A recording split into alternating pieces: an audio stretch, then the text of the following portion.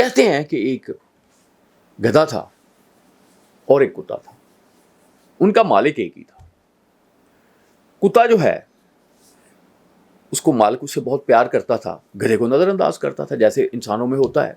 مالک نے جب بھی آنا اس نے کتے نے پیار کرنا، مالک نے اس کو گود میں اٹھا لینا، اس کی خاطر تواضع کرنی۔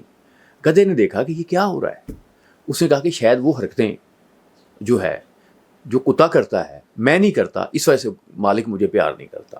تو ایک دن مالک آیا تو اس نے وہ اسی طرح سے اس کو، جس طرح سے کتے نے تھے اس کے پاؤں کو چاٹنے کی، مالک پیچھے ہٹ گیا، پھر تھوڑا سا اور پیار کرنے کی، مالک اور گھبرا گیا، اس نے اور پیار کرنے کی کتے کی طرح کوشش کی، مالک نے ڈانگ اٹھا لی، اس کو مارنا شروع کر دیا۔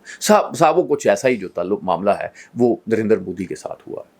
نریندر مودی نے دیکھا کہ یہ نیتن یاہو کیا کر رہا ہے، نیتن یاہو جیسی حرکتیں شروع کر دی۔ اس نے کہا کہ میں بھی، تم مسلمانوں کو غزہ میں تباہ کر رہے ہو، میں انڈیا میں کر دوں گا۔ اس نے اقلیتوں کے خلاف معاملات کیے، اس نے یہ آپریشن سندور کے ساتھ جنگ شروع کر دی۔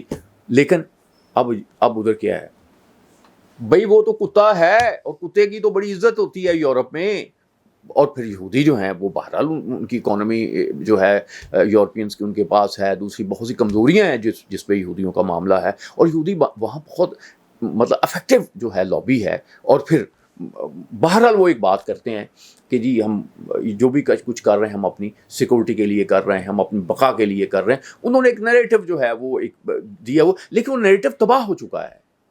اب مودی صاحب نے کیا اس نے کہا یار یہ کیا، یہ نیتن کر رہا، میں کیوں نہیں کروں گا، میں بھی ویسے ہی کرتا ہوں۔ اس کے نتیجے میں کیا ہوا، پورا یورپ خلاف ہو گیا، پورا امریکہ خلاف ہو گیا،